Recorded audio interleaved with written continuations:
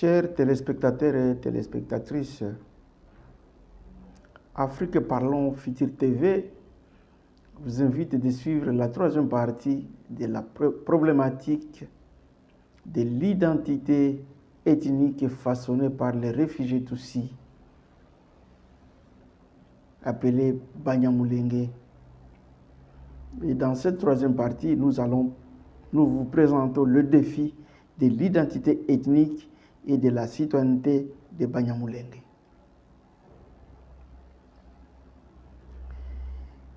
Selon Finney 1990, l'identité ethnique se constitue sur base de plusieurs aspects, notamment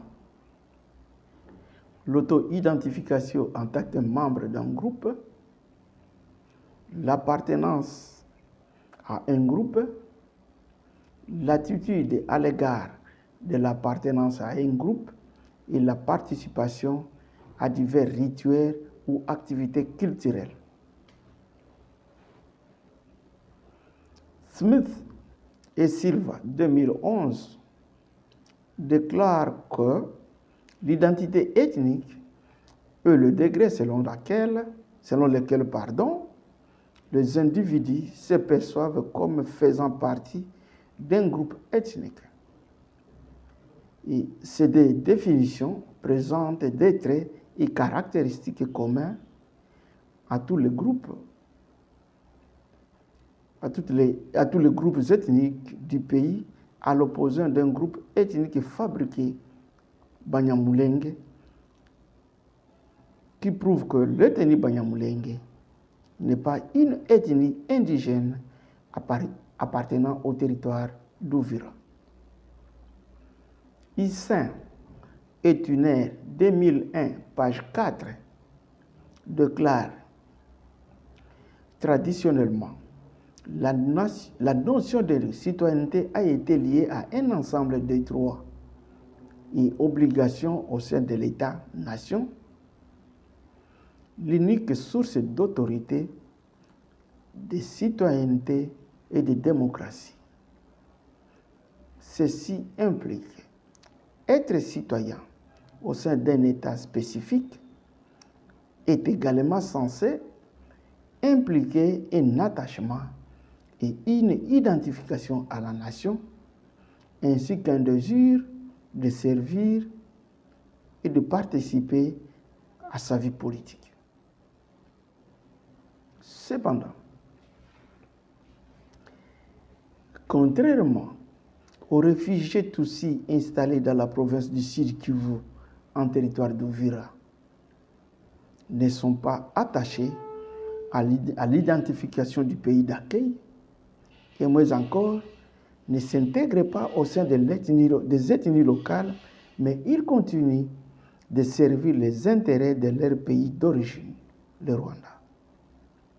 En plus de cela, ils s'identifient comme des Rwandais, Banyamulenge, alors que les données des archives coloniales ne mentionnent nulle part la terre traditionnellement habitée par les Banyamulenge. Ainsi, le refus de s'intégrer dans la société du pays d'accueil et de continuer à servir les intérêts de leur pays d'origine a exacerbé une fossé entre les réfugiés rwandais qui ont façonné et imposé l'identité des Banyamulenge par les armes. Et cette réticence à s'intégrer au sein des autochtones a été prouvée par leur participation et soutien inconditionnel aux guerres d'agression par procuration menées par la coalition de l'Ouganda et du Rwanda en 1996, connue sous le nom de l'Alliance des forces démocratiques pour la libération du Congo, AFDEL en sigle, et la deuxième guerre par procuration, la RCD, le Rassemblement pour la démocratie du Congo, en 1998, prétendant qu'il soutenait la minorité Banyamulenge, à qui la citoyenneté avait été refusée.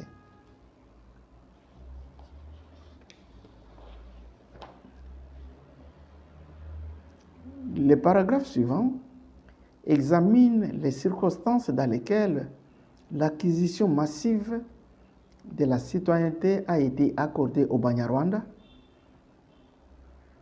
et également les différentes lois régissant la citoyenneté en République démocratique du Congo. La cause profonde de la crise de citoyenneté en République démocratique du Congo est la conséquence de l'acquisition massive de la citoyenneté par les Banyarwanda qui confondent les immigrants et les réfugiés rwandais de 1959 qui s'identifient comme Banyamulenge. Et l'influence de Barthélemy Bisengimana, un Tutsi transplanté dans le territoire de Massissi à l'époque coloniale, qui a réussi en 1972 à faire adopter par le bureau politique du mouvement populaire de la Révolution impère au pouvoir un décret de citoyenneté dans lequel toute personne originaire de Rwanda-Urundi et résidant au Congo belge au plus tard en janvier 1950 avait obtenu automatiquement la citoyenneté. Et pourtant, les réfugiés tous rwandais qui prétendent être des Banyamulenge étaient arrivés en 1959 suite à la révolution sociale.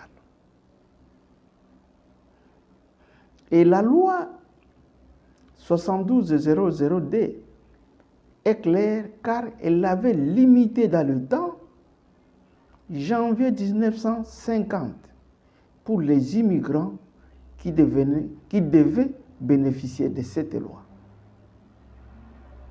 À cette fin, la loi 7200D a été modifiée par le statut du impère et est devenue l'article 15. Et après son entrée en vigueur en 1973, un certain nombre de réfugiés Tutsis rwandais avaient légalement acquis des plantations et des ranchs qui appartenaient auparavant à des colons belges. Et après la promulgation de cette loi 7200D, les autochtones avaient multiplié la pression contre les mouvements populaires de la Révolution impère qu'ils accusaient de trahir le peuple. Et suite aux nombreuses pressions, le dictateur Mobutu était contraint de limoger Bisengimana en 1977. Et après le renvoi de Bisengimana qui défendait les droits des réfugiés Tutsis, des pressions croissantes ont été exercées pour annuler l'article 15, ce qui avait abouti à l'adoption de la loi 8100D du 29 juin 1981.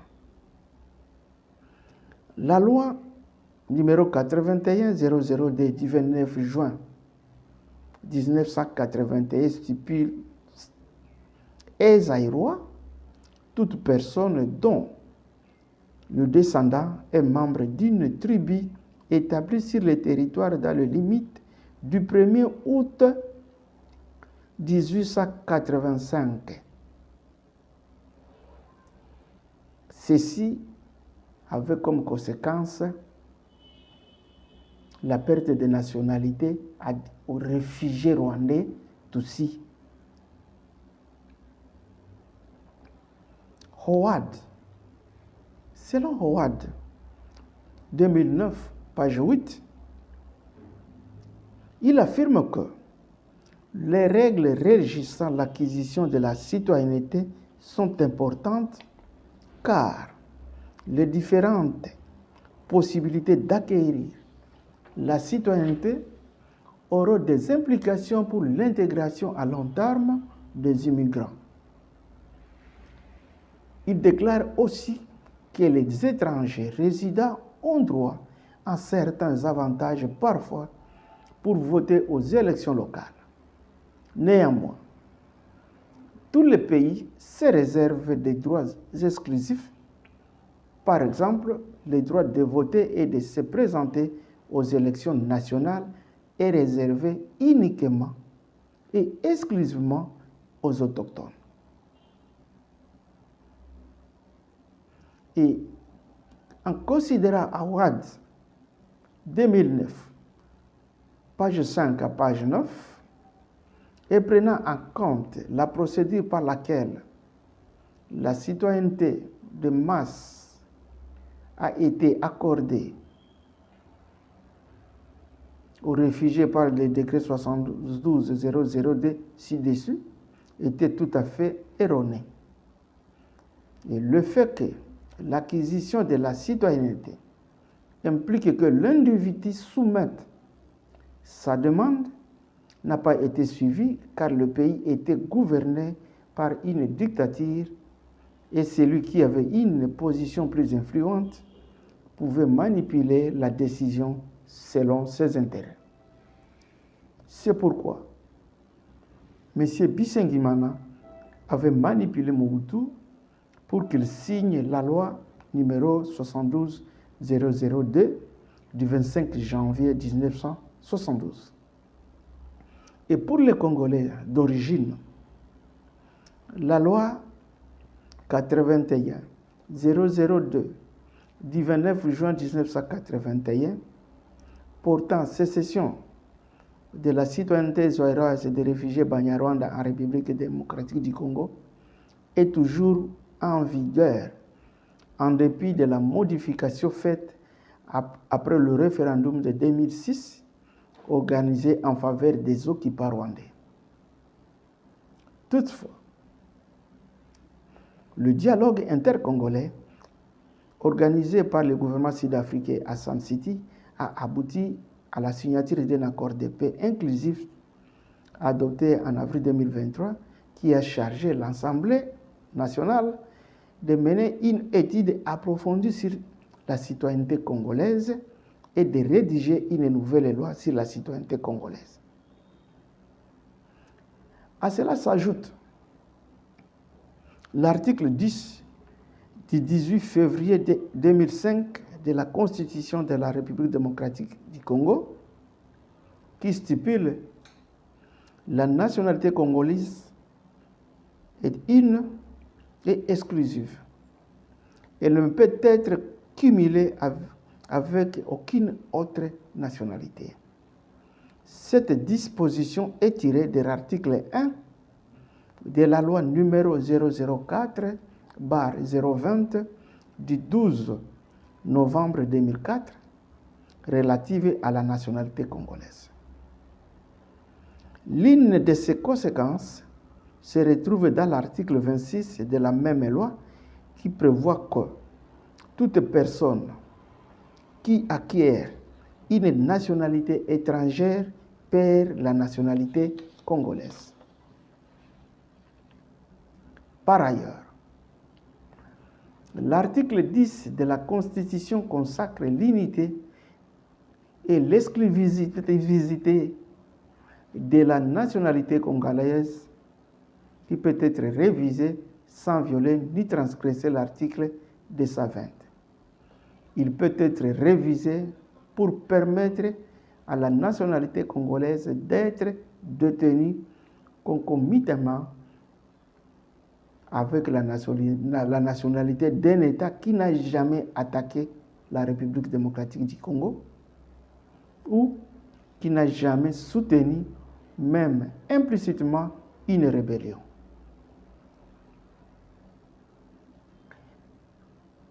Je pense que la loi sur la nationalité, jusque-là, n'est pas tellement claire, n'est pas bonne, nécessite un référendum populaire sous un gouvernement libre démocratique où la population congolaise doit décider sur la question des nationalités et les modalités d'acquisition de la nationalité congolaise.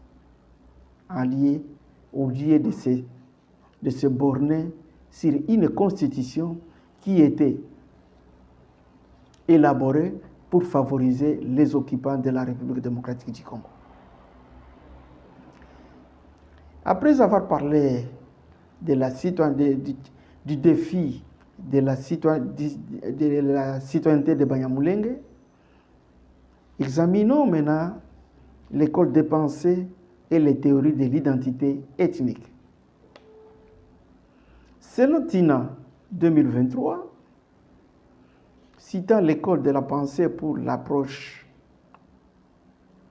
primordialiste de la théorie de l'identité ethnique, il déclare: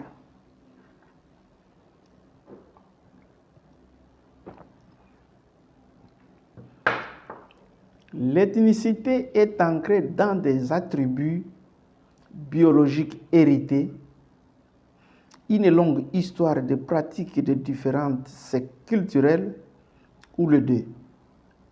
L'identité ethnique est considérée comme unique en termes d'intensité et de durabilité et comme un facteur existentiel définissant l'auto-identification individuelle et la particularité communautaire.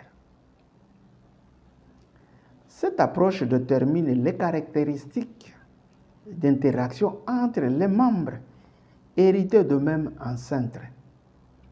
Par exemple, les légas des territoires de Chabunda, Mwenga, Pangi et une partie du territoire de Walikale se reconnaissent tous, étant chacun membre appartenant à un même ancêtre, et enseignent aux plus jeunes la généalogie de génération en génération.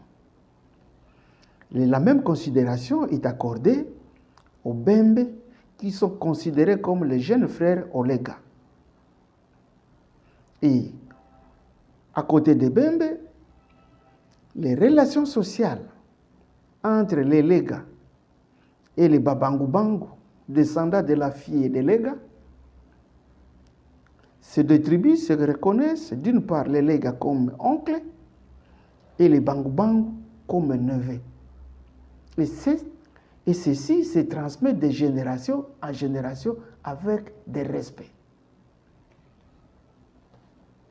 Le chercheur Marc Awad Rossi, cité par Tina, s'appuie sur la théorie de l'interprétation psychoculturelle et définit l'identité ethnique comme vision du monde partagée et profondément enracinée, qui façonne les relations de membres du groupe avec les autres, leurs actions et leurs motivations.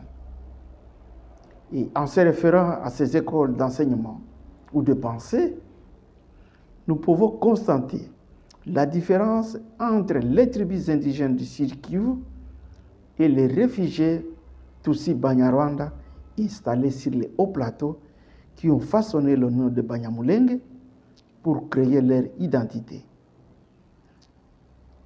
Et la grande différence culturelle entre les populations autochtones prouve dans une large mesure que les réfugiés Tutsi Banyarwanda ne font pas partie des populations autochtones du territoire d'Uvira au Sud Kivu. Et la troisième école de pensée, par les instrumentalistes, définit l'ethnicité comme le résultat d'un choix personnel, en grande partie indépendante du contexte location ou de la présence des traits culturels et biologiques. Et un conflit ethnique survient lorsque des groupes ethniques se disputent le même objectif, notamment le pouvoir, l'accès aux ressources ou au territoire. Les intérêts de l'élite d'une société jouent un rôle important dans la mobilisation de groupes ethniques pour qu'ils s'engagent dans les conflits ethniques. Ainsi, le cas de Banyamulenge corrobore avec l'école de pensée des instrumentalistes, car le motif de la création d'une identité au sein d'un territoire occupé par des populations autochtones était uniquement pour avoir accès aux ressources ainsi qu'à la terre et au pouvoir politique. Toutes ces ambitions se sont manifestées pendant des années à travers les attitudes d'insoumission auprès des autorités locales, de l'État, et confirmées depuis la première invasion de la République démocratique du Congo en 1996 par l'Alliance des forces démocratiques pour la libération du Congo, une guerre par procuration de la coalition rwandaise-ougandaise qui avait renversé le gouvernement de Mobutu en 1997.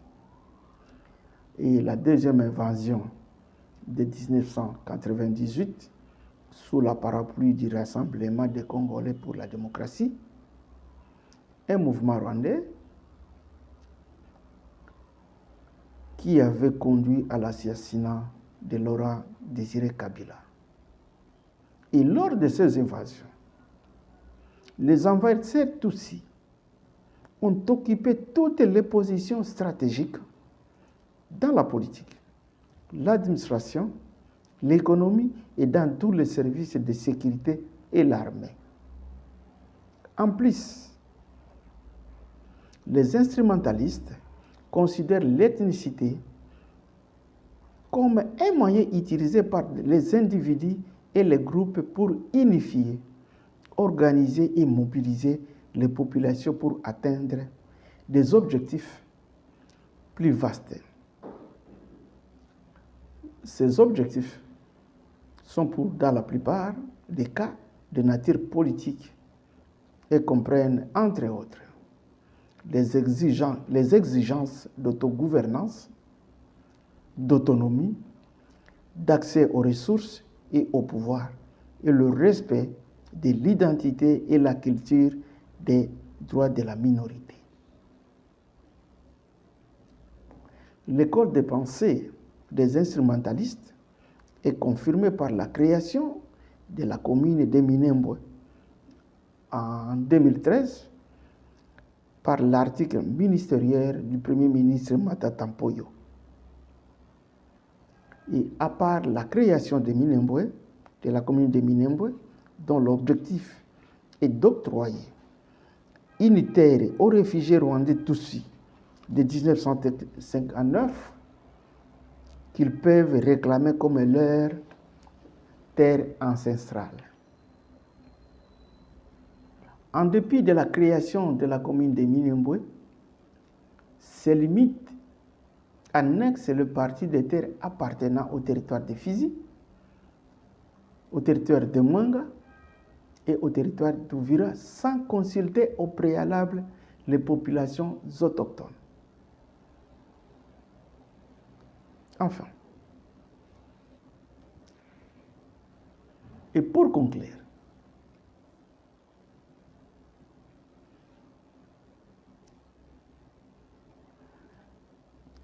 le comportement des réfugiés Tutsis rwandais dans les territoires d'Uvira peut être retracé depuis leurs origines, qui les identifient comme un peuple expansionniste. Car les Tutsis ne sont pas originaires du Rwanda et du Burundi, mais ce sont des indigènes venus du nord-est de l'Afrique, communément appelés cornes de l'Afrique, à la recherche de pâturage. Et une fois installés dans ces pays, ils avaient usé de leur malice pour prendre le contrôle des entités appartenant aux autochtones Hutus et Twa. Ces stratégies malveillantes de manipulation ne pouvaient pas fonctionner en République démocratique du Congo. Premièrement, en République démocratique du Congo, toutes les terres sont occupées par des autochtones. Et deuxièmement, les habitants de l'Est de la République démocratique du Congo savent comment les Tutsis s'étaient accaparés du pouvoir et le terre au détriment des royaumes autochtones au Rwanda et au Burundi. Je pense que la République démocratique du Congo ne fait pas exception par rapport aux autres États sur la terre. Tout citoyen, tout étranger, immigrant qui veut acquérir la nationalité congolaise devrait soumettre son application conformément à la loi et sans réclamer l'appartenance à une telle quelconque terre natale qui lui reviendrait des droits comme terre ancestrale. Ça ne se fait pas. C'est que les Tutsis, en complicité avec les boss, les anglo-saxons et les occidentaux, veulent imposer au Congo, c'est le même scénario qui s'était passé en terre palestinienne en 1939 à la création de l'État d'Israël. Si les informations contenues dans cette étude vous intéressent, n'oubliez pas de souscrire à notre chaîne de télévision, car il y aura d'autres études qui seront présentées à la longue. Merci.